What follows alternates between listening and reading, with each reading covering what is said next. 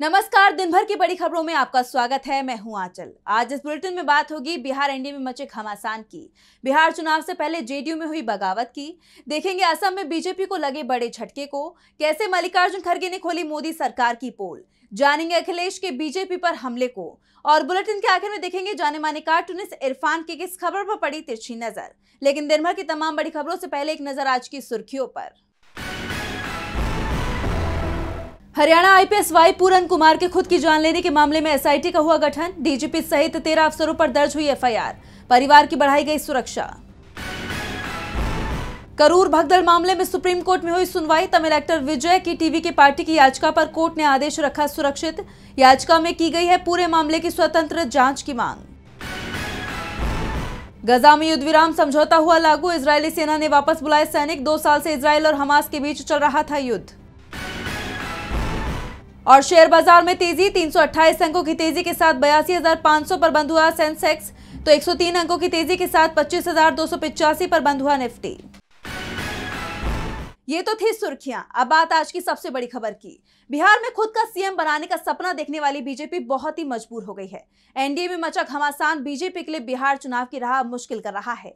BJP सहयोगियों पर दबाव बनाना चाह रही थी, लेकिन अब सहयोगियों के दबाव में आ गई है। चिराग पासवान का एक बयान सुर्खियों में बना हुआ है, जिससे ये साफ होता दिखाई दे रहा है कि बीजेपी पर दबाव बनाने में सहयोगी कामयाब हो गए हैं। तो क्या है पूरा मामला, जानेंगे इस रिपोर्ट में। बिहार में बीजेपी अपने ही सहयोगियों के दबाव में है। हालांकि बीजेपी ऑल इज वेल कह रही है, लेकिन जिस तरह से बीजेपी नेता सहयोगियों के घर के चक्कर काट रहे हैं, उससे साफ दिखाई दे रहा है कि बीजेपी की हालत खस्ता है। कहा तो ये भी जा रहा है कि बीजेपी की चालाकी उसे ही भारी पड़ गई है। एनडीए में मचा घमासान बीजेपी के लिए बिहार चुनाव की राह अब मुश्किल कर रहा है। नीतीश कुमार के साथ तो सीट बंटवारे और सीएम फेस पर पेच पहले ही फंसा हुआ है, लेकिन अब चिराग पासवान से लेकर जीतन राम मांझी और उपेंद्र कुशवाहा ने भी अपने तेवर दिखा दिए हैं। खासकर चिराग पासवान तो बीजेपी के लिए मुसीबत बन गए हैं, क्योंकि चिराग के ताज़ा बयान इसी तरफ इशारा कर रहे हैं कि वो बीजेपी पर दबाव बनाने में कामयाब हो गए हैं। मैं जानता हूं कि आप सब सिर्फ घोषणा का इंतजार कर रहे हैं, वो भी जल्द हो जाएगी, पर इतना मैं जरूर कहूंगा कि बातचीत बहुत अच्छे से, बहुत बढ़िया से, कल जैसा आदरणीय नित्यानंद जी ने कहा, सकारात्मक, बहुत ही सकारात्मक रूप से बातचीत हुई है, हो रही है, और अभी अंतिम दौर में अब ये बातचीत पहुंच चुकी है। मुझे लगता है जिस घोषणा का इंतजार आप सब कर रहे हैं कि कौन कहाँ कितनी, हम लोग हर एक माइन्यूट जितने भी डिटेलिंग्स है, हर चीज को हम लोग पहले ही डिस्कस कर लेना चाहते हैं, ताकि बाद में गठबंधन के भीतर किसी भी चीज को लेकर, सीटों को लेकर, प्रत्याशियों को लेकर, कहाँ पे कौन कैसे प्रचार करेगा, कैसे, हर चीज को विस्तार से हम लोग चर्चा करना चाहते हैं, जो कि बहुत अच्छे से हुई है।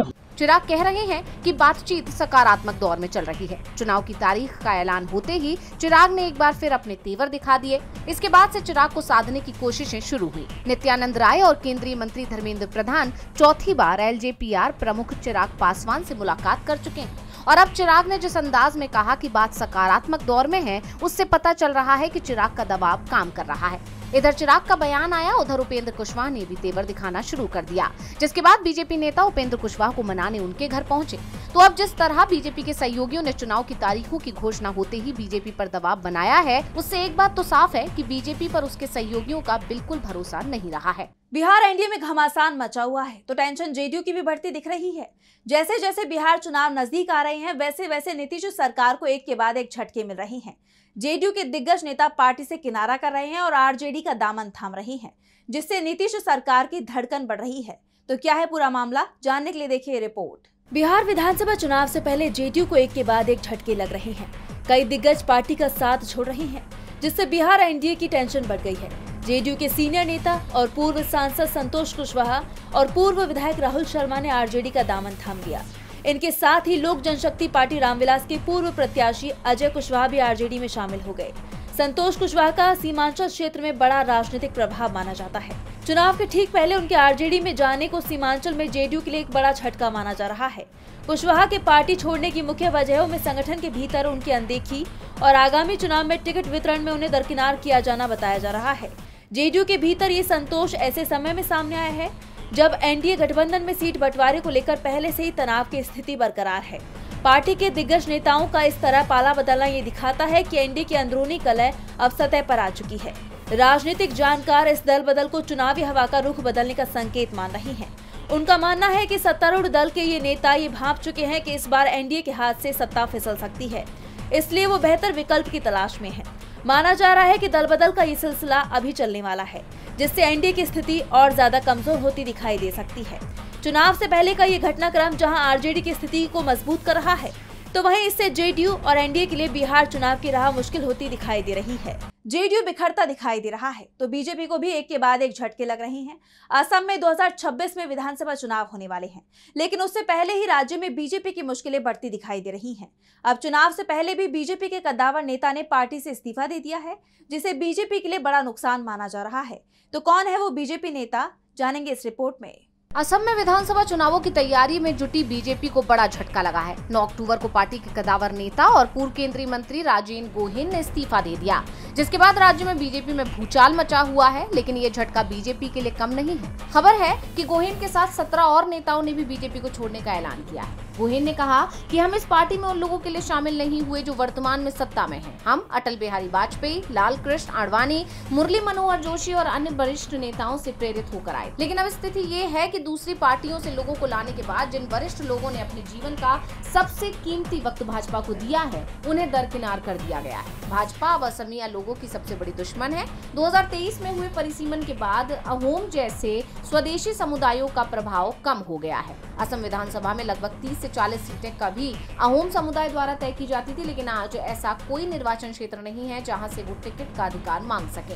पूरा समुदाय बिखर गया है। गोहेन का इस्तीफा ऐसे वक्त पर हुआ है जब मुख्यमंत्री हिमंता बिस्वा शर्मा चुनावी मोड में है। गोहेन असम बीजेपी के बड़े नेताओं में शामिल हैं। वो 1999 से 2014 तक असम की नौगांव क्षेत्र का प्रतिनिधित्व कर चुके हैं और 5 जुलाई 2016 से 30 मई 2019 तक पीएम मोदी की सरकार में रेल राज्य मंत्री का भी दायित्व निभा चुके हैं।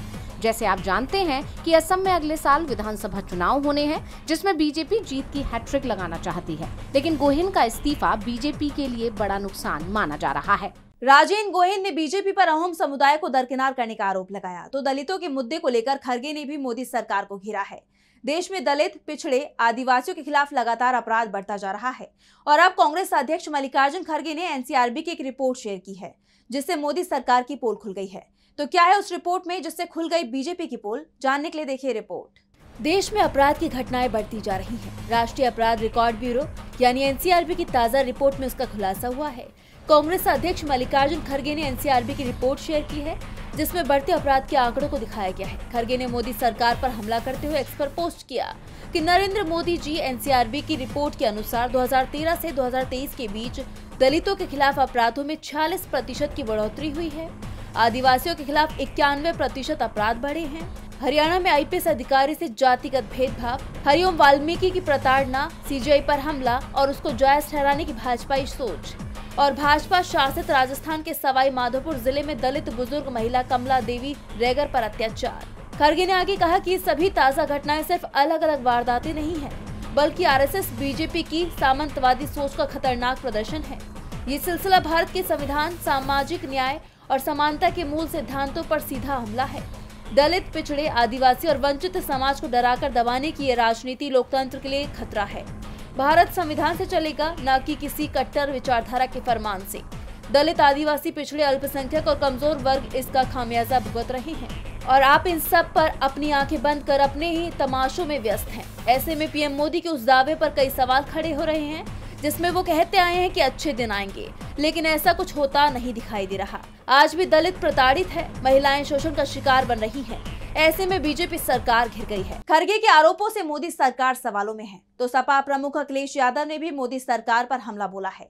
अखिलेश यादव ने अपने पिता मुलायम सिंह यादव की पुण्यतिथि पर उन्हें श्रद्धांजलि देते हुए प्रेस कॉन्फ्रेंस कर बीजेपी पर बड़ा आरोप लगाया, जिससे बीजेपी की मुश्किलें बढ़ सकती हैं।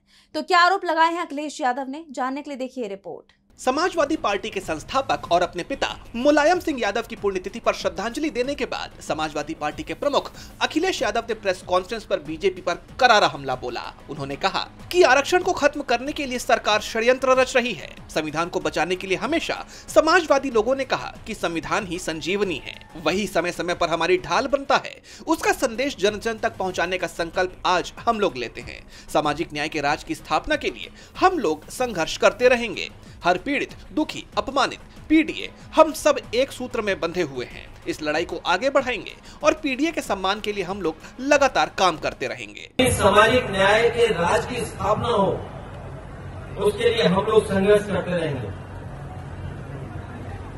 हर पीड़ित, दुखी, अपमानित, पीड़िए हम सब एक सूत्र में बंधे लोग हैं। उस बात को, उस लड़ाई को आगे बढ़ा करके पीड़िए के स्व सम्मान और सम्मान के लिए हम लोग लगातार काम करते रहेंगे।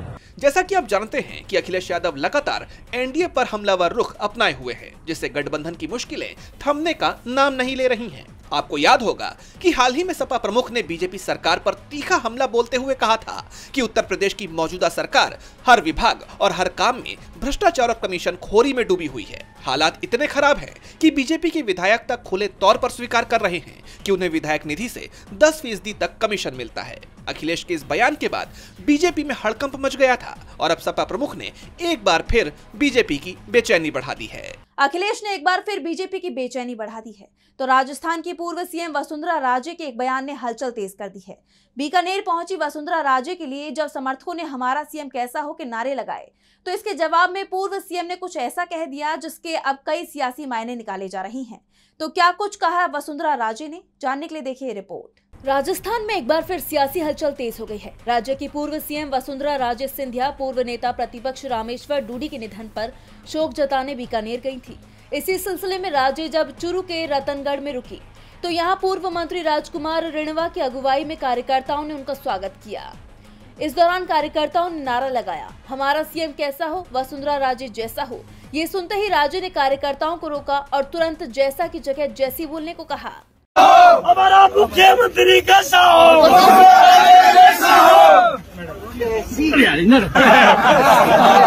हमारी मुख्यमंत्री कैसी हो, हमारी मुख्यमंत्री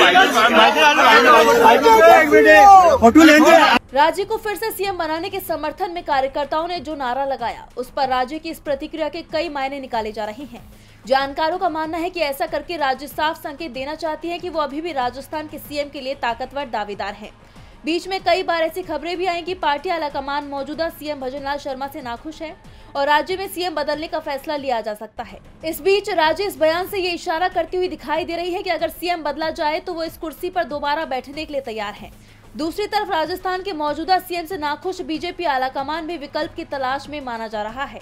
ऐसे में राज्य का ये बयान राज्य में बड़े बदलाव के संकेत दे रहा है। अब देखना होगा कि इस मामले में आगे क्या होता है। वसुंधरा राजे की बात से क्या राजस्थान सीएम का दिल टूटता है, ये देखना होगा। वैसे आज नोबेल शांति पुरस्कार के ऐलान से ट्रंप का सपना टूट गया है। अमेरिकी राष्ट्रपति डोनाल्ड ट्रंप अक्सर कई देशों के बीच युद्ध रुकवाने का क्रेडिट लेते आए हैं।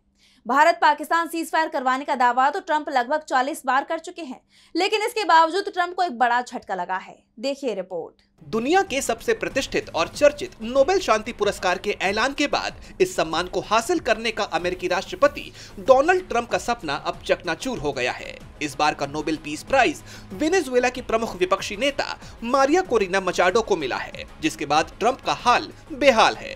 बीते कुछ वक्त से ट्रंप के वेनेजुएला को लेकर आक्रामक व्यवहार को देखते हुए अमेरिका और वेनेजुएला के बीच विनाशक जंग होने की आशंका जताई जा रही थी। तो वहीं अब मारिया कोरिना को नोबेल पीस प्राइज के बाद ये अटकलें लगाई जा रही हैं कि ट्रंप को पहले से ही इस बात का अंदाजा था कि इस बार पीस प्राइज के लिए वेनेजुएला की नेता प्रबल दावेदार है, इसलिए ट्रंप ने वेनेजुएला के खिलाफ सख्त रुख इख्तियार किया हुआ था। वो लगातार वेनेजुएला को जंग के लिए उकसाने वाले कदम उठा रहे थे। जैसा कि आप जानते हैं कि नोबेल पीस प्राइज के लिए ट्रंप पिछले कई दिनों से काफी बेचैन नजर आ रहे थे। वो लगातार खुद को इस इनाम का हकदार बता रहे थे। ट्रंप लगातार ये कह रहे थे कि उन्होंने 7 जंग रुकवाई हैं। बीते महीने यूएन महासभा में ट्रंप ने कहा था कि सिर्फ 7 महीनों में मैंने कभी खत्म ना होने वाले युद्धों को समाप्त कर दिया है। इनमें कंबोडिया और थाईलैंड, कोसोवो और सर्बिया, कांगो और रवांडा, एक क्रूर और हिंसक युद्ध, पाकिस्तान और भारत, इजराइल और ईरान, मिस्र और इथोपिया और आर्मेनिया और अजरबैजान के बीच चल रही जंग शामिल है। डोनाल्ड ट्रंप यही नहीं रुके, उन्होंने गजा युद्ध विराम के पहले चरण पर मंजूरी को 8वां युद्ध विराम समझौता बताते हुए इसे भी गिनवा दिया।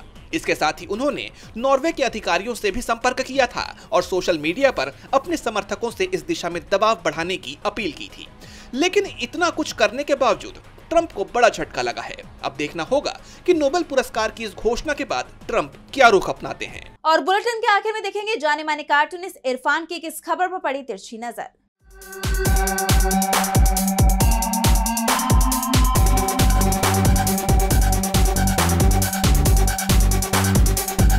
चांदी का चम्मच मुंह में लिए राजनीति में उतरे चिराग पासवान को जब कभी वोट मांगना होता है तो अपने पिता के नाम का इस्तेमाल करते हैं और जब कभी सीटें मांगनी होती हैं तो वो मोदी जी के नाम का इस्तेमाल करते हैं, क्योंकि चिराग पासवान को राजनीति में आए हुए अभी जुमा सिर्फ 4 दिन ही हुए हैं और उन्होंने राजनीति में ऐसा कोई तीर नहीं मारा है। अब देखना है कि घर के इस चिराग को मिलने वाला ये तेल जो कि कार्टून में दिखाया हुआ है वो कब तक मिलेगा, क्योंकि चिराग बिना तेल के तो कुछ भी नहीं।